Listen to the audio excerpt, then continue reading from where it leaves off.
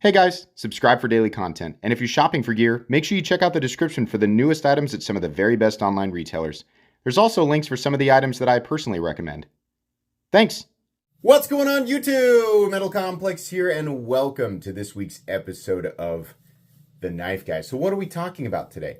If you're new, this is a series that I used to do every single week. But I've kind of backed off here lately and only done it when it's something that I really want to talk about. And I appreciate everybody who has enjoyed my last few episodes, so I've got one for you today. This is a topic that I surprisingly have not talked about since February of 2023. This channel has changed a lot, literally doubled in size since then. So there's a lot of people who probably want to know about this topic, and that topic is, what is the point of collecting pocket knives? Easily the number one question that I get on this channel, mostly from people coming in from shorts. I think that's how a lot of people discover this channel, so it's no surprise, right? Knife collecting has been around for, literally forever. It's as long as pocket knives have been a thing, people have collected them. I feel like, I don't want to speak for everybody. I know that what I say today will resonate with a lot of people who are just like me, but there's more than one reason to collect pocket knives. The base argument is a knife is a tool. So by collecting it, you are not doing what it was made for. And I think, let me adjust that. Let me amend that. The base idea of a knife before it is created, the purpose of a knife, right, originally was a tool. But of course, we have entire industries, we have entire companies that are based on appreciation for all elements of a knife, right? Meaning you could take somebody like Brian Nadeau, for example, who makes tools. I think that's probably a very simple way to describe that, but clearly puts a bunch of additional effort into said tool to sort of, draw in the interest of people who understand, the base, like, yeah, it's a knife they can cut, but I like it when, there's like extra things. I like knowing about, like, what's the frame made out of? What was the process, right? What's this material? Why do you use this material, right? Why this blade shape? Tell me what's special about this blade shape and what inspired you to put this blade shape on this frame, right? What did you do to the blade? How did you get it to finish? There's all of these additional details, right? Obviously, not all of these little tiny elements equate perfectly or sometimes at all to utility, right?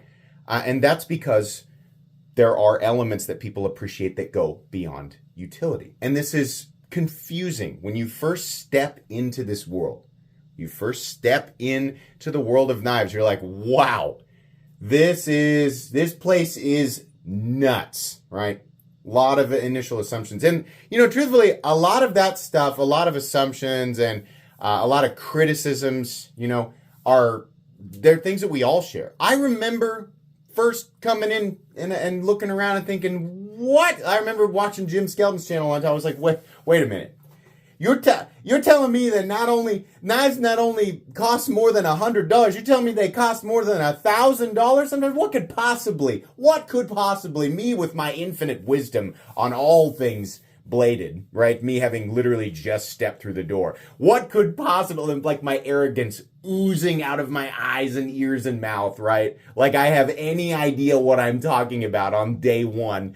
What could possibly make a knife cost more? And you realize down the road, like, what a silly thing. It's perfectly okay, by the way, to not enjoy pocket knives past a certain level. I don't want to make anybody feel like I'm criticizing them for not wanting to enjoy this the same way that anybody else does, right? Specifically, I'm only criticizing the very arrogant stance of thinking it isn't possible without knowing literally anything about it. There are plenty of people who watch my channel who don't agree with anything that I say, but still love knives and can take that part of it and find enjoyment. And to those people, I salute you. I think you've got a brain in your head, right? You're like, Complex, listen, you do a lot of funky, goofy stuff on this channel, and you like a lot of weird, flashy stuff, right? And I don't really agree with that. But I do love pocket knives, and I do, I like maybe you like some of the stuff that I do that is in relation to budget knives and knives that are, more so like aimed at people who are going to take their stuff out and use it. And then that's where you find joy, right? That's the joy that you get out of this hobby, right? You can sort of You can take the community in its entirety and understand that there are so many different people. A lot of people describe the knife community as like they say the true knife community, and no. The knife community is made up from like literally millions of different people. There are tons of little teeny tiny groups I think that consider themselves the core, but the community is the community. It's all of us, right? Nobody more important or less important than anybody else. We all have our own different ways of enjoying this. It's like I've always said, the community can be best simplified. This doesn't simplify it at all, but it can be best simplified by understanding that there are users, collectors, and enthusiasts. Most people are at least in two different categories. It is very, very rare that someone is pure user, pure collector, or pure enthusiast. It's generally a hybridization of all this stuff, right? But the way that we appreciate it is all different, and I think the best people, the healthiest populations within the community are people that say, I like it for this, but I think it's totally okay that people like it for that, right? A good example of like these little subcategories and subgroups would be people who collect. I always say there's different reasons people collect, right? And I started to say I was going to speak for myself, and then I kind of went off on a tangent there. But personally, I have always just enjoyed the idea that there are things in this knife world that are kind of hard to get. Some people don't like that. Some people hate that you have to grind for anything, that you have to try for anything. And that's not necessarily a bad perspective. It is frustrating to discover something, right? Because we always say, I would never spend X amount on a knife. Well, you say that until you find something you want. You won't until you will. That's something I always say, right? You can say that. But you want to, listen, if you continue to watch my channel, let's say you just continue to watch my channel, you're like, listen, I'm set in my ways, solid as a rock. That's me beating on my chest. Solid as a rock I am. This metal complex guy won't show me anything that'll cause me to reach back into my wallet and pay more than I'm willing to pay, right? Now, I'm not going to try and sell anything to you, but I can promise you, just given enough time, you're going to see something on this channel and you go, oh, how much is it? Oh, it's triple my old line. You know what? I don't have to admit it to anybody. I can do it in secret. I can buy it in secret. I don't have to tell him. I don't have to tell anybody. It'll happen. There's tons of people in here who'll tell you, yeah, that's exactly what happened to me. Exactly what happened, right? There's no you don't have to get to a point where you do that. Right? But it does happen. You will. It gets to a point where you'll see something that you want for more than just, I need a new knife. You start with, I need a new knife, right? And then maybe you get a new knife, and maybe that new knife has got some element that you're like, wow, and you kind of focus in on it, you zero in. I did that with my first Kershaw Blur. I was like, this is different. This is different than the crap that I would just buy at like whatever, the gas station counter or the flea market.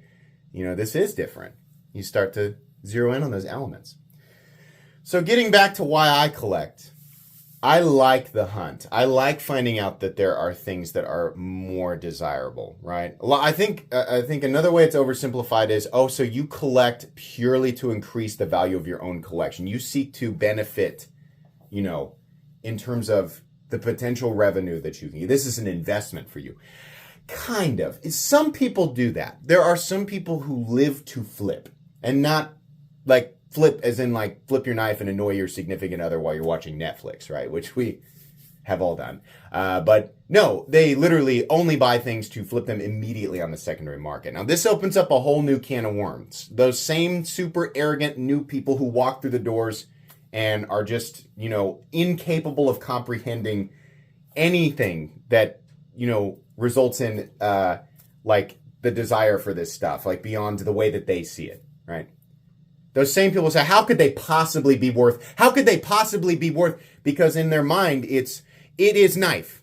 It is knife, and so what if metal? So what if make this? And so, because it can't, and even if it happens right in front of their face, like a transaction could literally occur. Somebody could say, this knife is incredibly valuable, and the moment that I put it up on the secondary market, it will sell for hundreds or sometimes thousands of dollars more than it was paid for. That same person could sit there and go, how? Impossible. I don't believe it. It could happen right in front of their face, and they'd go, well, obviously everybody's stupid. it just happened in front of my face. But obviously, the best conclusion to this, the only conclusion possible, is that everybody's dumb and I'm smart. Or, or this community and this industry, right, and this enthusiast collector, this massive population of people is so much bigger than you originally comprehended that you simply have not cracked the surface of the why, right? And it's not that you have to invest the time to understand it. You don't. You can simply turn around and walk out the door and chase butterflies or whatever you want. I'm trying to come down. I'm just joking around. You can go do whatever you want. You don't have to. You don't have to. But it does exist. My channel has been, like from the beginning, me as a design reviewer, right? As a I identify myself mostly as collector enthusiast, but I like to use some of my knives. Not all of them, right? But that's been the foundation of this channel since the beginning, and I have held on to that, right? Anybody who comes in says, what is this? I say, this is who I am. And some people are like, great, I'll hang around. A lot of people say, well, this is stupid. You ain't going anywhere. Not with an idea like that. You think a knife does this? A knife is a tool. Clearly, you're not going to do very well on YouTube thinking that a knife can be anything else. Well, here we are.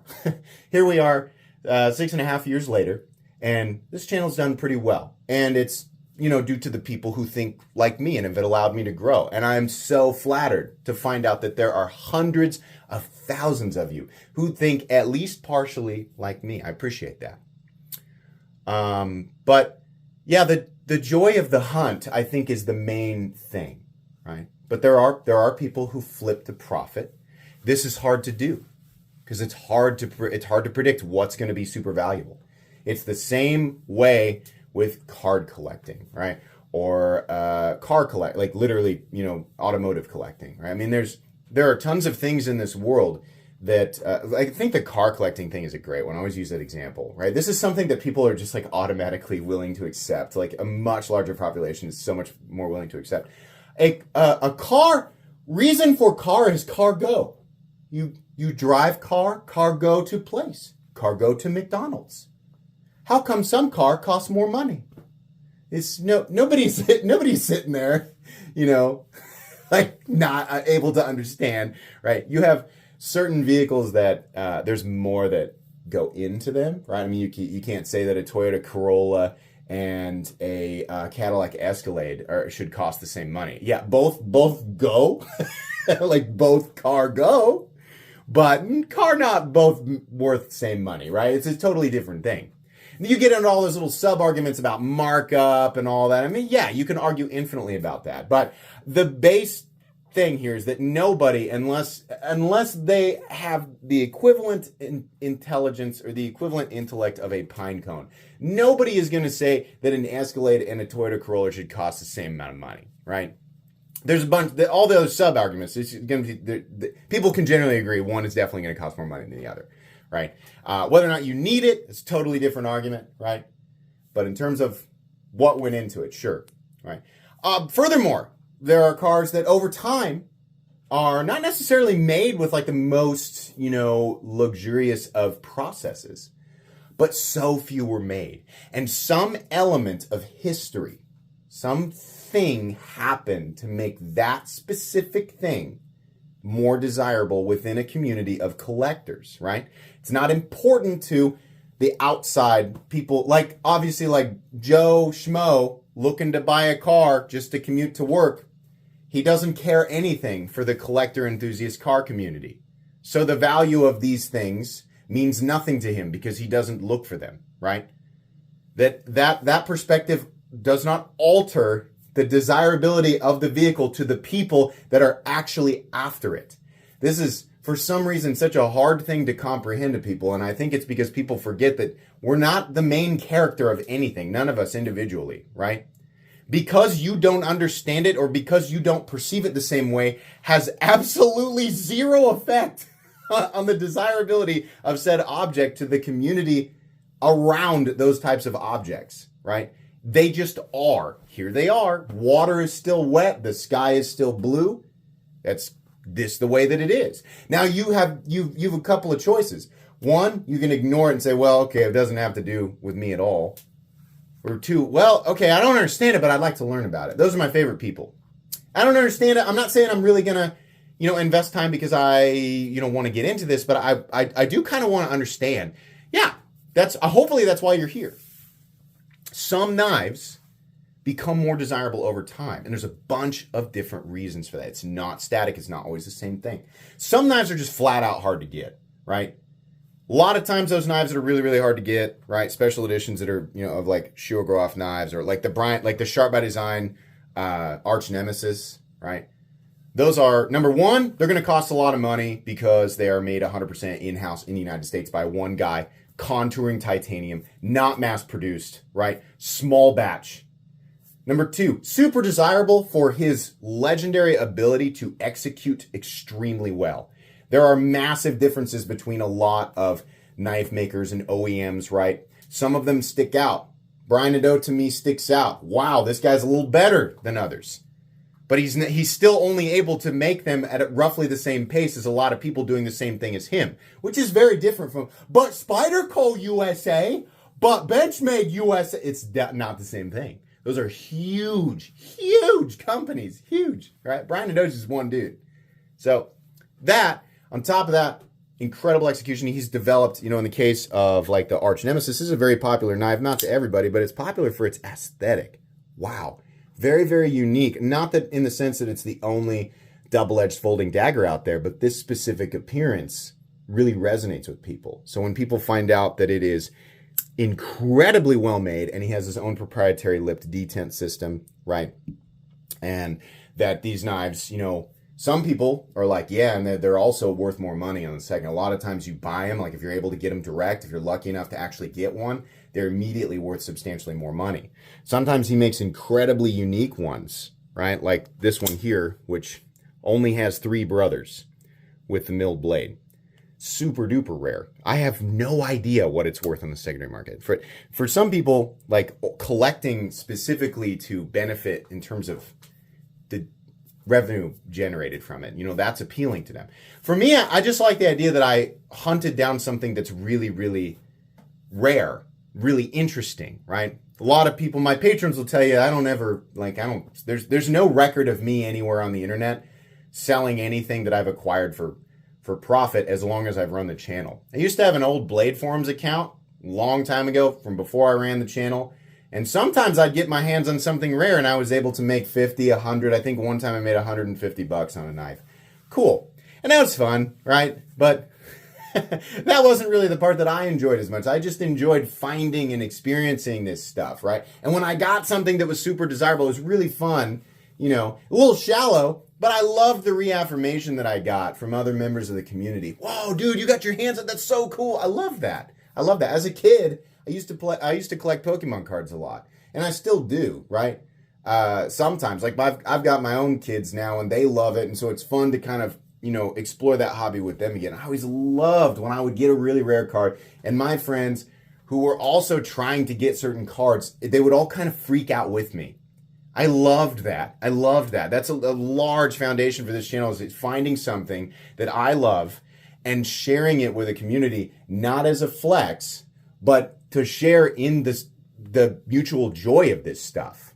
Other people who know how special some of this stuff is, it's fun to celebrate that with them. It's also fun for me, as jealous as I am of other members of the community, like Scott. Scott, if you know Sierra underscore bound on Instagram, he's got tons of stuff that I'll never, ever be able to acquire.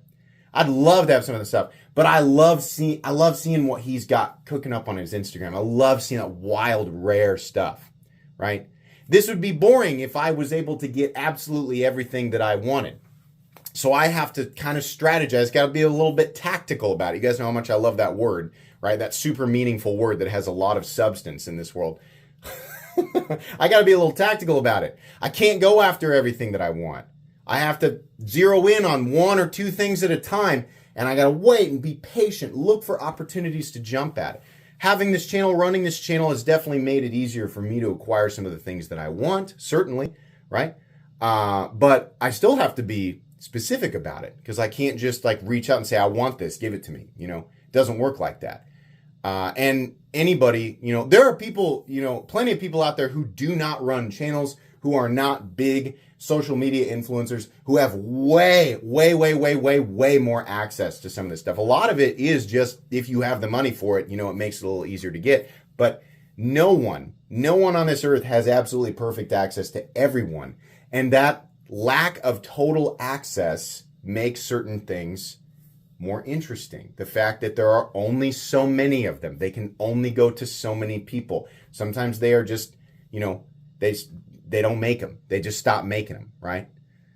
You get arguments of artificial scarcity, which definitely does occur sometimes, but it's not a blanket, effect all over the place. I think a lot of people who collect, it's the joy of looking back at these things, right, that have brought you joy. And sometimes, if you post on social media, that's extends, it's a joy spread to other people. But looking back at it, for me, I look into my collection. I think each one of these knives has a story of how it was acquired and why it was acquired. And I legitimately love each and every knife for a different reason. You guys know that the stuff that's out on the table is some of my spiciest stuff, but you don't have to specifically collect the spicy stuff. Some people literally just collect budget knives. There's going to be tons of people who say, that's fine if that's how you collect, but I just like to have a lot of pocket knives. I just think pocket knives are interesting. Nothing in my collection is incredibly valuable, but I just like all of the different styles and the different colors. And some people will literally pick one model. There's a guy on Instagram who, he loves the Delica, and he showed me a picture of his collection, and he had like 115 of the Delica, And I'm like, I'm not going to judge that. Like, that's what he likes. That's what brings him joy. Like, the absolute base of this is they do it because it makes them happy, because doing it makes them happy. And I've always said, you spend your money however you want, right? If you concern yourself with how other people spend their money, like, that's incredibly sad. I find that to be pathetic, right? People who judge other people for what they do with their own income. It doesn't matter how they amassed it, whatever. But if you're like, my neighbor got a new Corvette, he's such a dick, I don't know, maybe he is, but it was his or hers, is their money. Why on earth would you waste your emotional energy on that? What an absolutely waste of time. An absolutely waste of time? What an absolute waste of time is what I meant to say. So spend less time doing that. Don't do that, right? But my personal rule is if I have, all of my other financial needs taken care of, right? Everything. And I have, taken care of what I wanted to do in terms of investments and what I've wanted to save for the month. And then I have some money left over. Yeah. And the channel, the way that I run this is I have a budget every month, and that budget is different every single month. It's based on math that I do every single month. So I could go nuts and say, screw my budget, I'll just spend what I want. I could, but that doesn't work. I want to be able to enjoy this and at the same time run this channel. So that's how I do it. And as long as I can balance all that stuff and still feel joy from my purchases, which again are not based on what I could potentially make selling them way down the road. Nah, I just enjoy the thing. I enjoy the spirit of it, I guess. That's another argument people will be. Well, if you're really enjoying the spirit of the object, the spirit of a knife is its utility. So by not using it, right, you are some of the most dramatic. By not using a knife, you're disrespecting it. No, a knife is an inanimate object. It doesn't have feelings. It doesn't go to the supermarket, right? It doesn't high five you after you have an amazing 3-point shot, at the local rec center. It's just a knife, right? It's just like once you buy it, once it's yours, you can do whatever you want. It's not like there's some sort of governing force that's judging you, over a balcony, like, oh, we the Knife Spirit Council hereby condemn your actions against the object that you have acquired with your own income. Yes, your punishment will be judgment from afar. Like, shut up, that's nothing. You can do whatever you want, right? If you're new to this community, don't feel peer pressured by these little knitting groups like here or there. The community is huge. Nobody makes the rules for anybody, right? There's production knives, there's inexpensive production knives, there's mid-range, high-end production knives, there's knives that are made in China, Italy, Germany, Japan, USA, right? Poland, all over the place, everywhere, right? You got mid-tech knives that are made partially by hand and partially by machine, right? You have custom knives that are entirely made by hand. You have people with varying skill levels. You have people that are capable of producing lots and lots and lots of really, really great knives, or lots and lots and lots of not so great knives. You also have companies that are capable of making a few absolutely incredible knives, but no ability to mass produce them, right? So you have them collaborating with larger OEMs so that they can produce, a whole bunch of something that people really, really want. Again, coming back to Brian Nadeau. He's not able to pump out thousands of Evo Typhoons. That was a custom model he did. So he partnered with Riot, and Riot was able to do that and make them cost a lot less.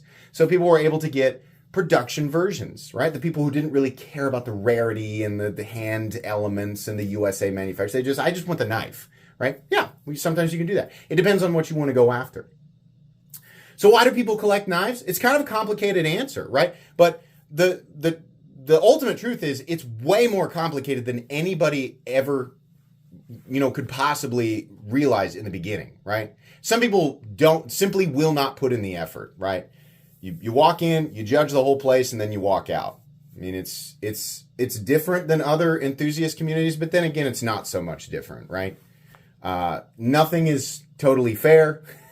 You do have people overcharging for things. You have, human boogers on the secondary market manipulating the desire, right? A lot of people say that my presence on YouTube in general manipulates the secondary market, that, when I really, really love something that's hard to get and I, talk about it, then the secondary market increases, and, that's kind of sometimes just a negative outcome with things. But, if I wasn't here doing this, somebody else would be. It's just like, this is all like a big natural, like cyclical habitat.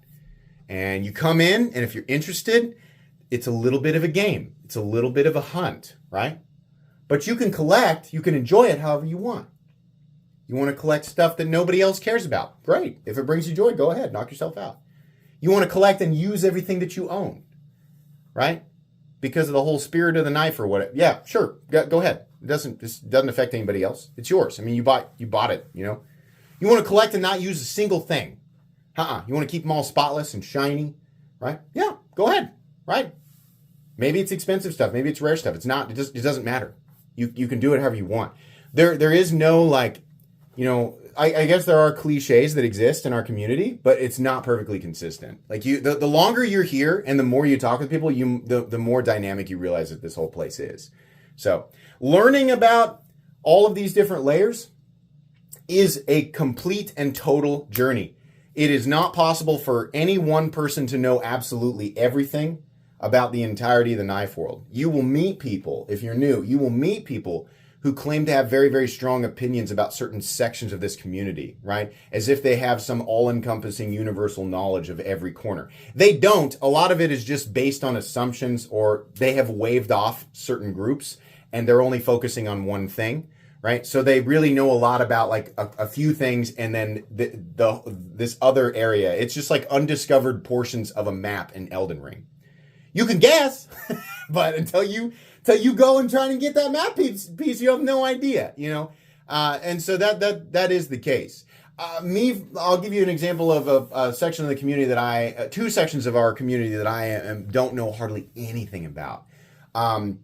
I like some fixed blades, but I'll say that my knowledge of fixed blades and all of their uses, right, in terms of usage in general and what the absolutely most appropriate blade shape, geometry, and composition are in some extreme circumstances.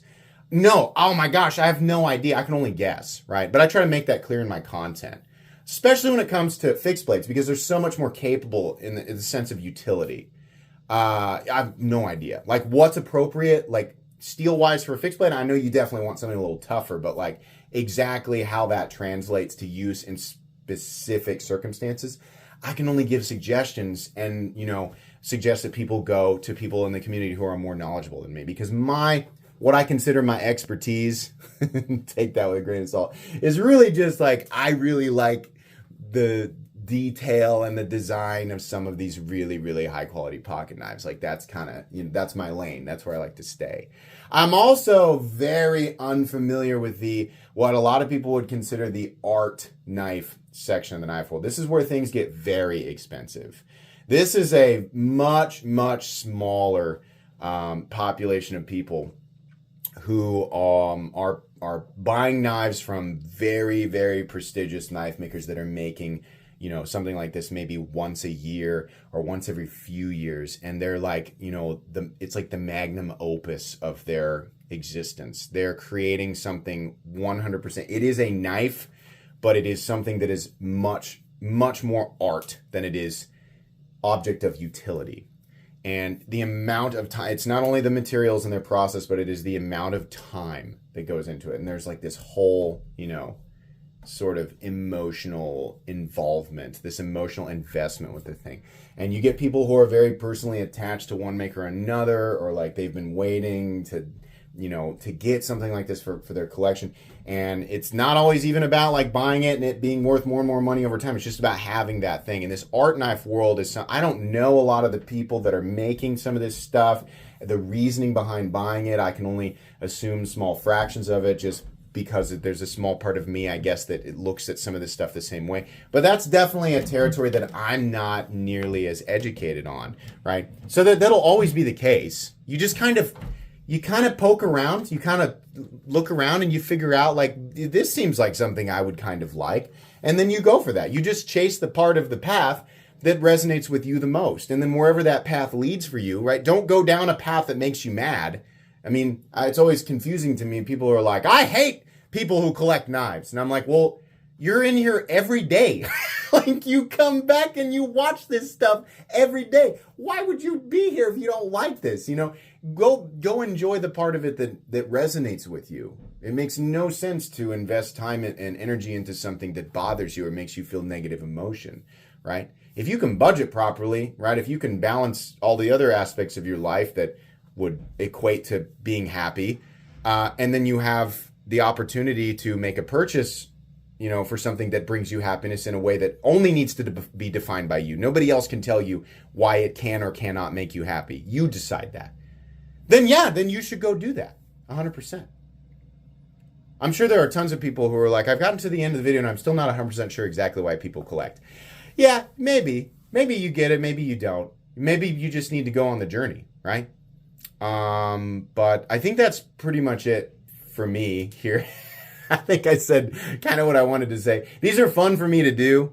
I'll take all these out and flip and let you guys know what they are. So this is the John Wick 4 Edition Hawk Deadlock. This is actually serial number 4 in DLC Titanium and DLC 20 CV. This is a Monkey Edge Frag Edition Hinder XM18 3.5 inch. You'll see it's CPM 3V. It did come with a Frag G10 scale, but I replaced that with a rare factory authentic battle black titanium scale, which are also rare. So this is kind of a custom build, but it's just kind of a weird one.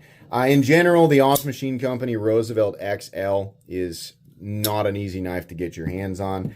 I think it's fairly easy to get your hands on certain skiff knives, but this one in particular called to me with the Damacor and the Zerkatai pivot collars. I don't see those a lot, so I wanted to take an opportunity there. Same with Herman knives. Herman knives in general, you can definitely pick them up, but this one in the ballback damask, the sequence damask, and then we have the what I refer to as the peacock Damascus. Definitely not a Herman Slim that I see very often. These are just limited in general. This is the Riot Jack 1.5 Cranes Cutlery Exclusive Edition with the Zerkatai scales. I believe, yeah, this is number 2 of 24 in existence, and that's it. If they make these again, it'll be a totally different series. So that was it. This one, I don't know. I mean, like the Borka Marfion, like this is what would generally be considered like a massively overpriced knife, and it definitely is. But Sebastian Berengi of Borka Blades and Tony Marfion, they've collaborated on so many things. And this is definitely like, it's kind of like a mid-tech, like a really, really expensive mid-tech. And this particular one, I knew, one day I will overpay for a Borka stitch. I just got to find the one that appeals to me. Like, I've already accepted that I'm going to have to pay way more money than what it's worth. The only issue now for me is just to find the one that resonates with me. And this full titanium version with the mirrored black star grind was the one that I decided to overpay for. The Francois Dutoy TF4. This particular one was custom made specifically for me with the mirror polished or zero etch Damacor blade. And then we have the zirconium scales. You can definitely get these. There's a lot of them that he has made. I mean, he's still a custom knife maker out of South Africa, so these aren't being mass produced. That's a fully handmade knife, right? So you can get them, but they're all kind of going to be unique. This is a production knife that is just limited. The Technicarbo, I think it's the Aqua Technicarbo edition of the F3NS. I can't remember exactly how many were made, but these are in Vanax, which is one of my favorite blade steels, and I really like that Technicarbo. I think that's really, really nice. This is just stupidly rare. I think actually, exactly 100 of these were made. This is the Tom Mayo and Shogoroff Dr. Death Arctic edition. I knew that I wanted a Dr. Death. I just didn't know which version I wanted. I honestly didn't know up until recently that an Arctic version or with the Alatech scales existed. Levon of the Knife Nuts podcast said, hey, I've got a Dr. Death that I'd be willing to sell for the right price. And I took one look at it and I thought that's the wildest thing I've ever seen. So while there are 100 of these in existence, these in particular are really, really hard to find because we're just at a point where the people who own them are just not willing to give them up. And because of that, they are all, when they do sell, they're all selling for substantially more than they originally went for. We have the Serge Panchenko Rook with the Hawk Lock, which is just really cool. These, just not a lot of them made. I know he's continuing to make them, but there's more demand. You know, in this situation, there is far more demand for this object than there is an ability to keep up with that demand from Serge Panchenko. So, and he's got a lot of different projects. You guys know, you saw the standard Sharp by Design Arch Nemesis that was purchased for me by my wife for our 5-year anniversary. And then this is far and away the most valuable. I honestly don't even know. I'm never going to tell anybody what I paid. I have no intention of ever selling this. This is far and away the rarest knife in my collection. I mean, it is literally all of the different things that can make a knife rare and valuable and desirable. It's all in this knife. This is a very special Sharp by Design Arch Nemesis with a woven pattern in the blade. Only 4 were made with that pattern because it destroys bits. Brian Nadeau's just not really interested in doing something like this anymore. But we also have a contoured zirconium frame lock with Damascus inlays. Each of the 4 with these woven blades has a slightly different aesthetic. So I don't know what the other ones look like, but this was the final of the 4 that was made in zirconium and Damascus. And the gentleman who sold it to me, I had it on the channel and showcased it. I thought it was one of the most amazing things I've ever seen. I told him, I said, I know it's unlikely, but if you ever come to a day where you're willing to sell that, I would be willing to buy it. And fortunately for me, that day came here recently. So I'm really happy to have that one in my collection, just to have that piece of important knife world history, as far as I perceive it, here with me in my collection. Please, if you have questions, feel free to ask them down in the comments. That's going to be pretty much it today, guys. Please make sure to follow me on Instagram at metal_complex. If you enjoyed this video, leave a like. If you'd like to check out my other content, I do, of course, have lots of videos of knives that are either expensive or inexpensive that I do or don't like, so check those out. And if you enjoy all my content, go ahead and click on that Metal Complex logo right there and subscribe because there's definitely more coming. Thanks again for watching, everybody, and have a great day.